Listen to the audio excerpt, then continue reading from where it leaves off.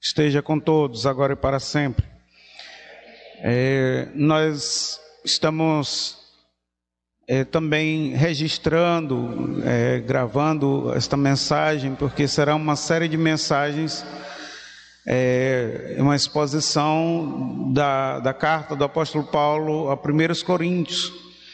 E você tem a oportunidade de assistir, rever essa mensagem depois, vai ficar registrada, e também incentivar os irmãos a acompanharem, né? Não fica perdido, porque vai ficar registrado, e incentivar os irmãos para estarem aqui, para estarmos fazendo o estudo desta carta. Hoje nós daremos início lá no capítulo 1, versículo 1 até o versículo 3. 1 Coríntios, capítulo 1, de 1 a 3.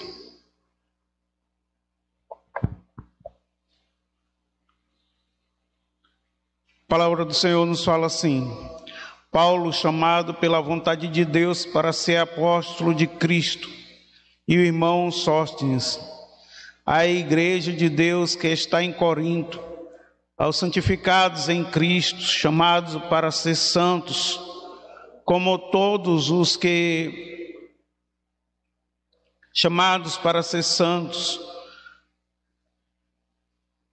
como todos os que em todo lugar invocam o nome do Senhor Jesus Cristo, o Senhor deles e nosso, e que a graça e a paz de Deus, nosso Senhor, nosso Pai, e do nosso Senhor Jesus Cristo esteja com vocês. Amém. O apóstolo Paulo precisava,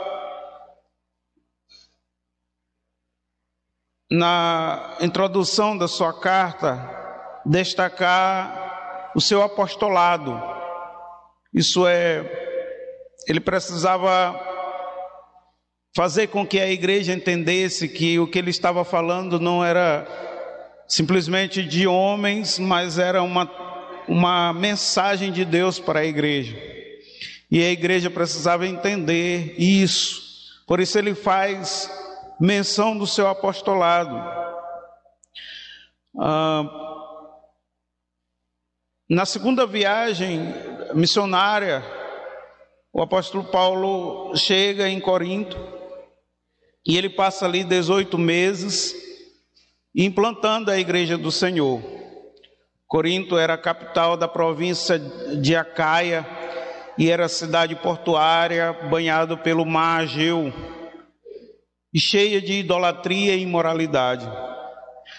Paulo sente a necessidade de escrever para aquela igreja, já estando na cidade de Éfeso, para corrigir e esclarecer também algumas dúvidas que aquela igreja tinha. Então, essa saudação e essa apresentação que nós vemos no versículo 1, Paulo chamado por Deus para ser apóstolo, Paulo está destacando que aquilo que ele vai tratar naquela carta não era de si mesmo, mas era uma mensagem de Deus para a igreja. E que a igreja precisava entender que a autoridade daquelas palavras não eram de homens, mas sim do próprio Deus, para com a sua igreja. E nós podemos destacar uma outra carta que o apóstolo Paulo escreve, mas agora para o jovem pastor Timóteo. E na segunda carta a Timóteo, 2 Timóteo capítulo 3, versículo 16, vai nos dizer: toda escritura inspirada por Deus é útil para o ensino, para a repreensão, para a correção e para a educação na justiça, a fim de que o servo de Deus seja perfeito e perfeitamente habilitado para toda boa obra. Pedro também faz menção sobre aquilo que o apóstolo Paulo escreveu como escrituras sagradas. Ele faz isso na segunda carta de Pedro, as epístolas, né, as cartas gerais, capítulo 3, versículo 15, diz: considerai a longanimidade do nosso Deus com a oportunidade de salvação, como também o nosso amado irmão Paulo escreveu a vocês segundo a sabedoria que lhe foi lhe dada. Então nós podemos observar que as cartas do apóstolo Paulo, escrita, como nós estamos tratando aqui, a igreja de Corinto e as outras igrejas que receberam as suas cartas, endereçadas ao jovem pastor Timóteo e a outros irmãos, elas são escrituras sagradas e precisam ser consideradas por nós como o mandamento do Senhor, como orientação do Senhor para a sua igreja. Nós precisamos considerar isso, né? Por isso a importância que o apóstolo Paulo faz menção do seu apostolado. Ele diz, eu sou apóstolo, o que ele está dizendo, eu não sou apóstolo por vontade de homens, mas eu sou apóstolo pela vontade de Deus. E aí ele ia decorrer a carta. Nós precisamos entender esse primeiro passo. A igreja, né? Ele diz a igreja que está em Corinto. A igreja, ela foi santificada em Cristo Jesus. Observe o versículo 2. Os santificados em Cristo Jesus foram salvos e tiveram seus pecados perdoados pelo sacrifício de Jesus na cruz, chamados para ser santos. Nós somos chamados para uma vida de dedicação ao Senhor. E é exatamente o que essa carta de 1 Coríntios vai tratar, que como nossa vida, como igreja, precisa andar. E no decorrer da primeira carta, o apóstolo Paulo mostra que a igreja deve ser santa. Nós vamos aqui, meus irmãos, tentar fazer um pequeno esboço de toda a carta. Nós não vamos tratar ponto por ponto, porque isso será tratado no decorrer desse mês, do mês que vem.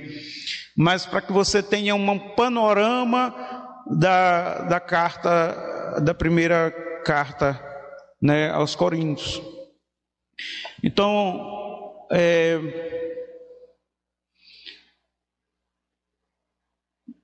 também Pedro, ele vai dizer em 1 Pedro capítulo 1, versículo 16, como está escrito, sejam santos, porque eu sou santo.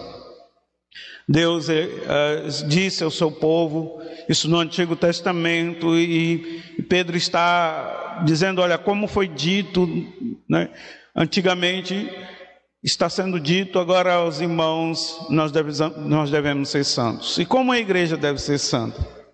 E o apóstolo Paulo vai decorrer esta carta, mostrando como a igreja, como nós, como corpo, nós devemos ser santos. Primeiro, o capítulo 1 até o capítulo 4, ele vai tratar sobre as divisões na igreja. Então, havia divisões na igreja. Ele foi informado por um irmão, dizendo, olha, eu fui informado que há divisões entre vós. E há mesmo quem diga, eu sou de Paulo, eu sou de Apolo, eu sou de Pedro, e uns dizendo, eu sou de Jesus. Então, tinha panelinha na igreja.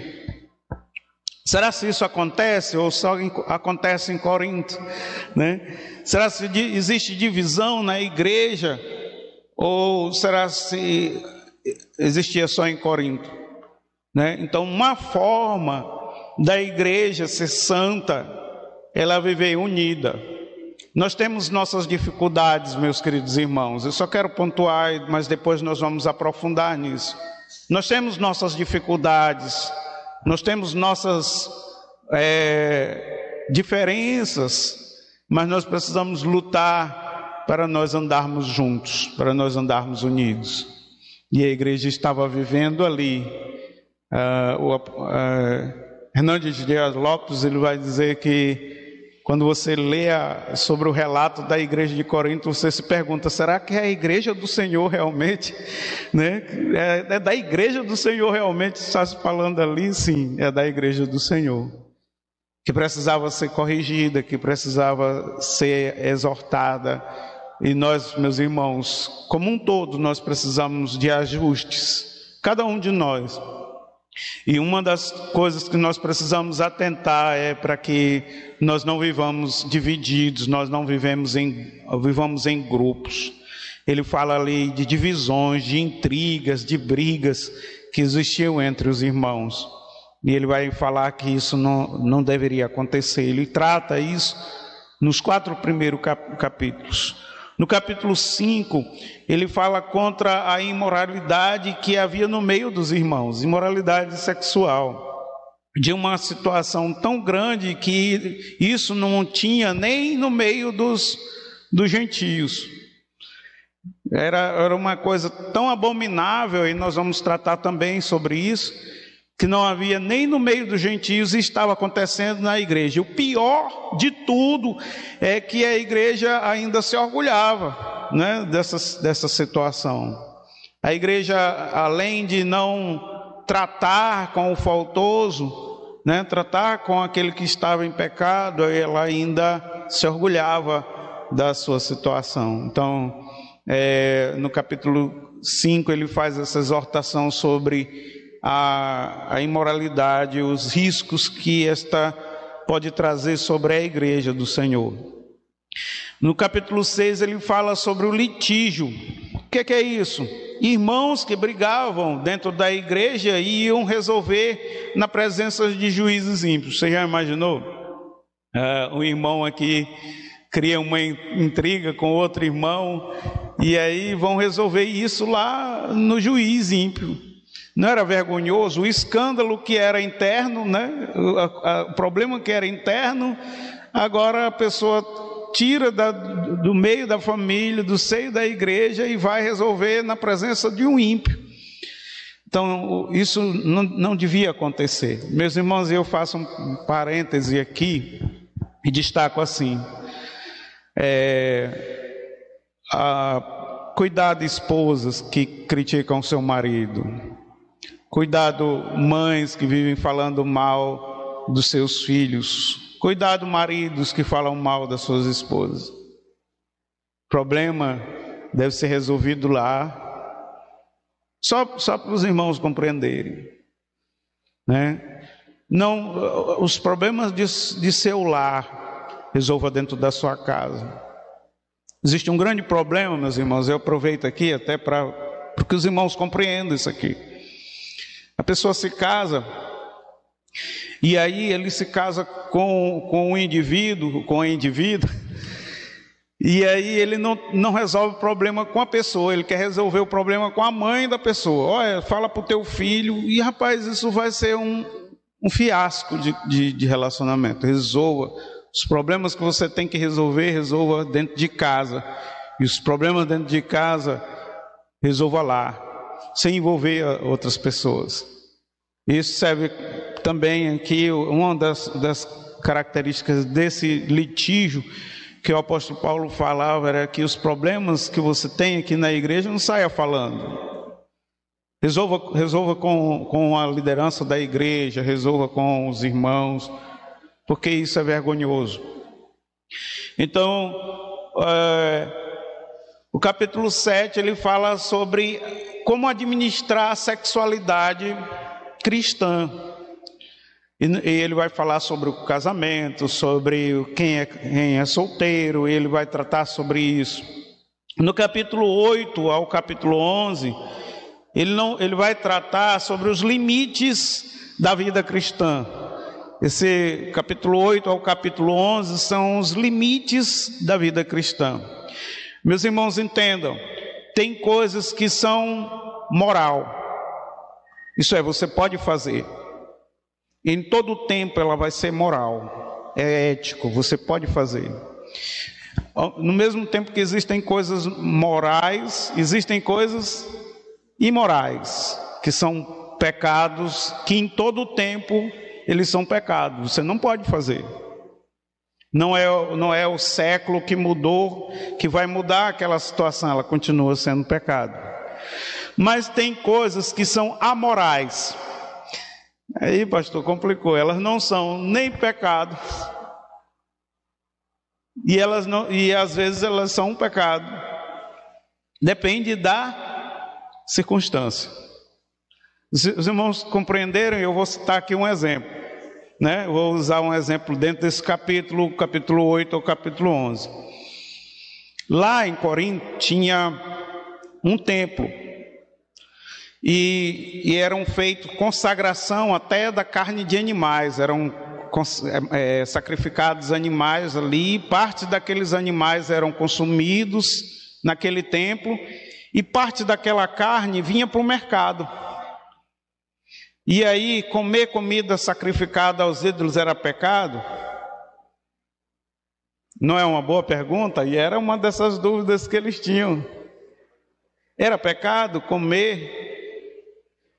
Se o vendedor, preste atenção, o que Paulo vai explicar, e nós vamos, se o vendedor dissesse: olha, dona Maria, a carne aqui é de primeira e veio lá direto do templo da deusa, olha só, carne de primeira, quantos quilos a senhora vai querer? Está na promoção. E a irmã é uma crente, e ela foi informada que é uma comida sacrificada, não compre, não compre. Agora, se o vendedor vendeu a carne e não disse para ela que era sacrificada, ela podia ser. Compre. Não tem problema nenhum. Leve para casa e coma. Não vai fazer problema, não vai ter problema nenhum. Os irmãos compreendem?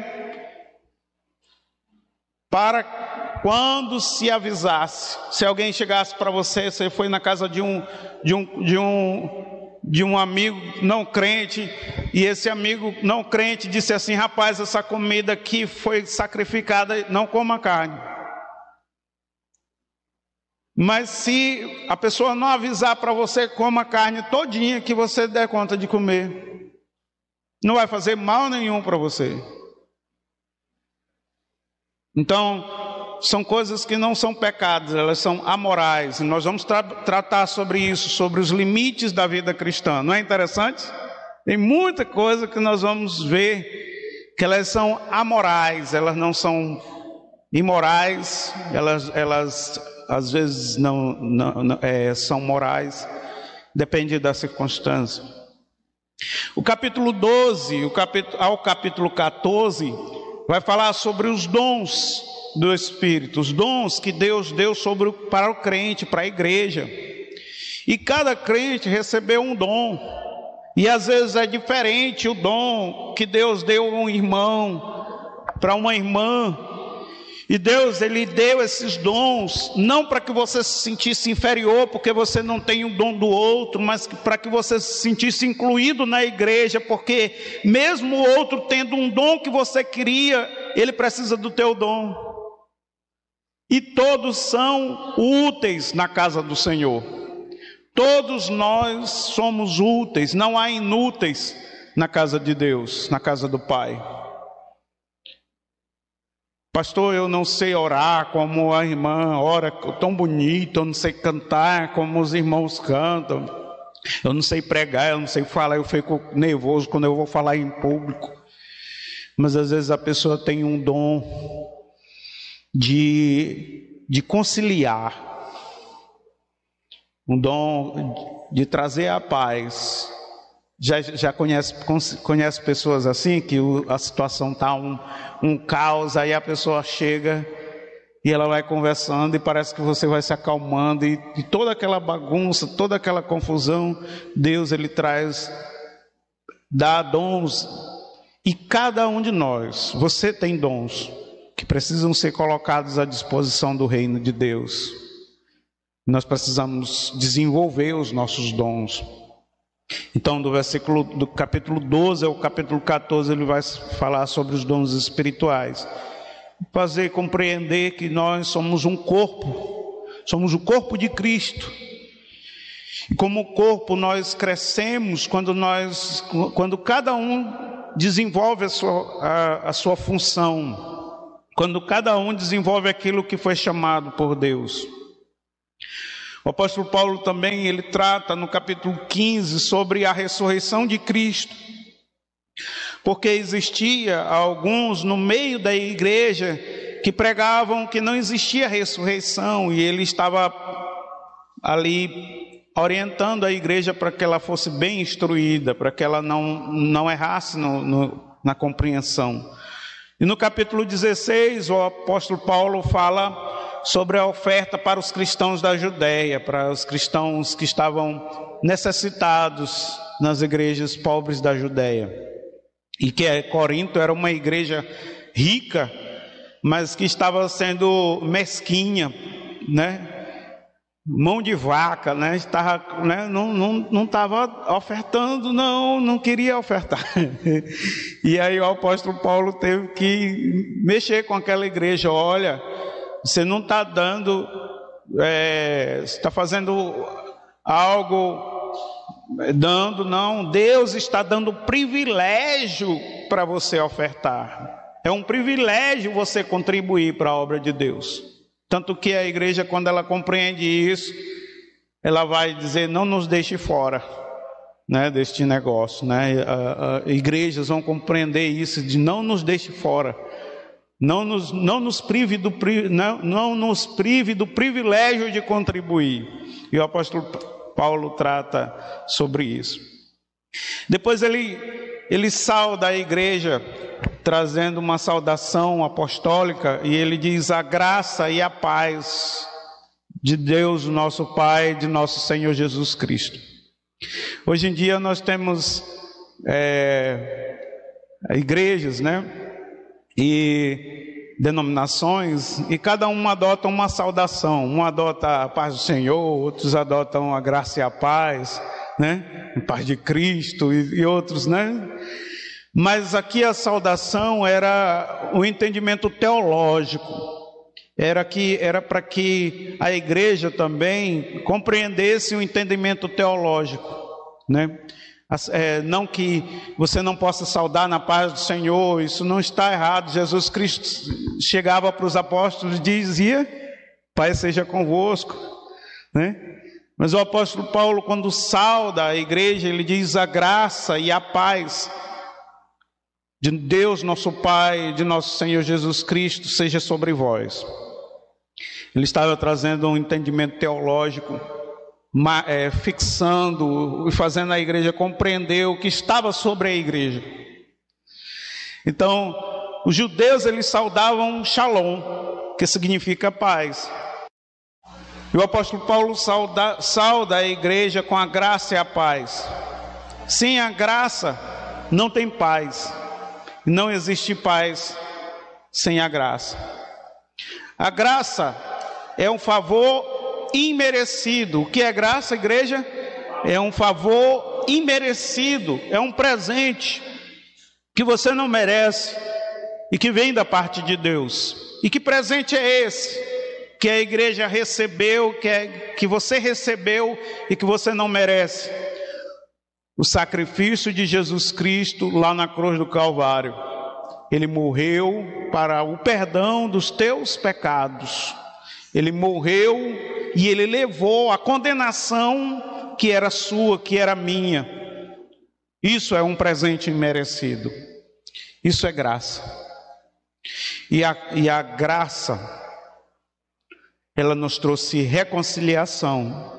Quando Cristo veio, nós éramos inimigos de Deus, mas quando Cristo veio e morreu, ressuscitou, Ele nos deu o direito de ser chamados filhos de Deus. Ele nos deu reconciliação com Deus. E a palavra paz, ela está mais para o sentido de reconciliação. Ele nos reconciliou consigo mesmo, por intermédio de Cristo Jesus. Ele nos deu a paz. Então, quando nós entendemos o que nós temos, o apóstolo Paulo, ele até trata isso, né?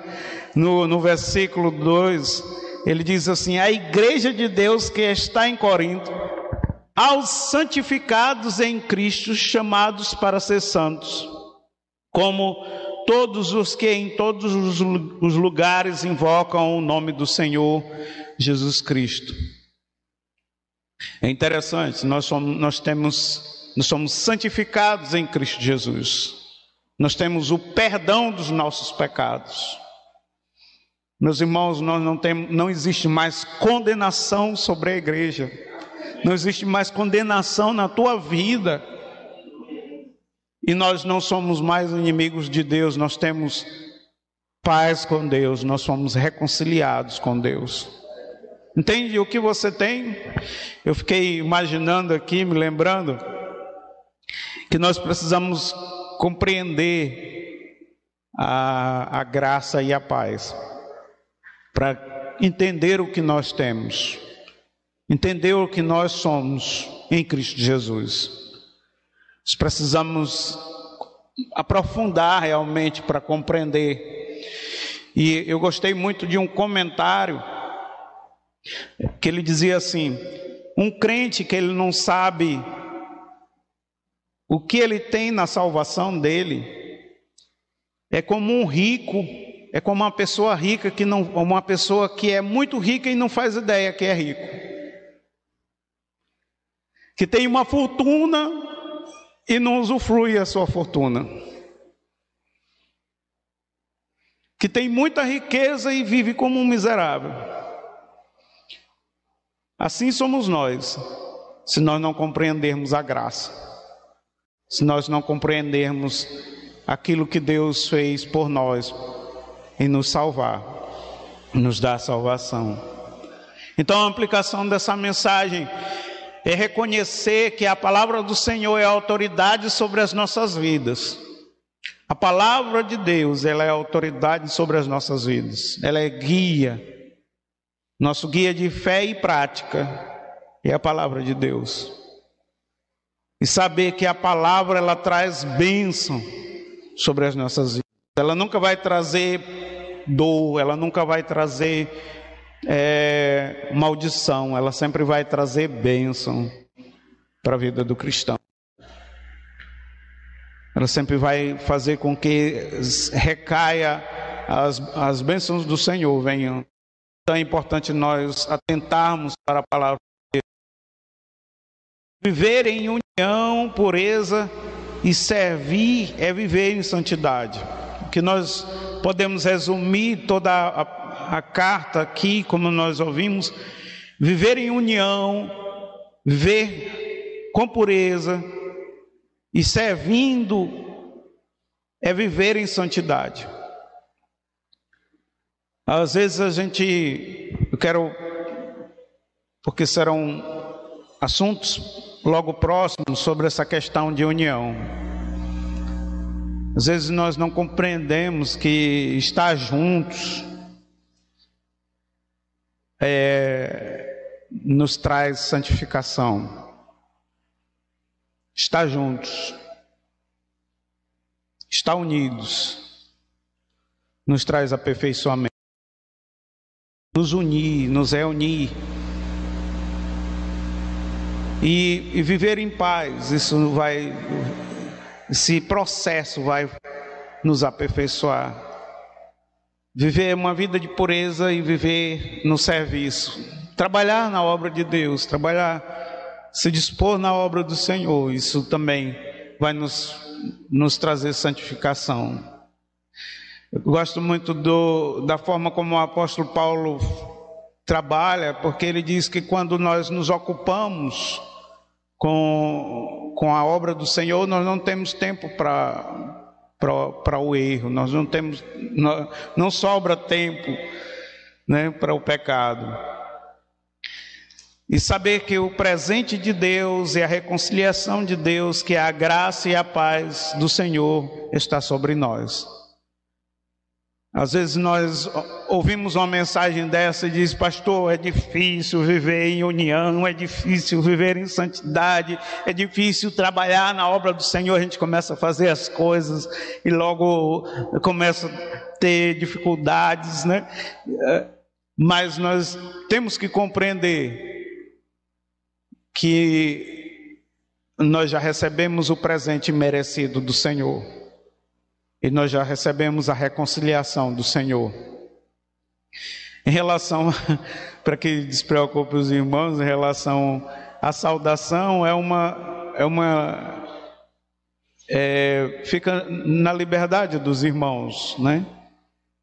Mas em compreender que nós temos paz e nós temos a graça e ela está sobre nós, né? A igreja vive uma reconciliação com Deus, a igreja vive as vitórias conquistadas por Cristo Jesus lá na cruz do Calvário, e nós podemos viver uma vida vitoriosa a partir deste presente merecido. Eu pergunto nessa noite: existe alguém que veio e tem o desejo de entregar a sua vida a Jesus, ou já é crente e está distanciado, afastado dos caminhos do Senhor, já fez uma decisão, mas se afastou dos caminhos do Senhor e quer fazer uma reconciliação? Eu quero convidar você nesta noite. Tem alguém nesta noite? Eu quero convidar você aqui à frente. Vamos orar. Senhor nosso Deus, nosso Pai, nós te agradecemos, ó Deus, pela tua palavra, e te pedimos, ó Deus, ó Pai, que tu nos fortaleça, ó Deus, ó Pai amado, nos console, e que a tua graça, Senhor Deus, ela, como o apóstolo Paulo deseja para a igreja, esteja sobre vós. Tanto, Senhor Deus, a tua graça como a paz esteja sobre nós, ó Deus, sobre a igreja do Senhor. Nós possamos viver uma vida, ó Deus, ó Pai, que te agrada, ó Senhor. E possamos, ó Deus, ó Pai, saber que a tua palavra, ó Deus, ela é guia para as nossas vidas. Te pedimos essa compreensão, ó Deus, ó Pai, te pedimos estas bênçãos em nome de Jesus.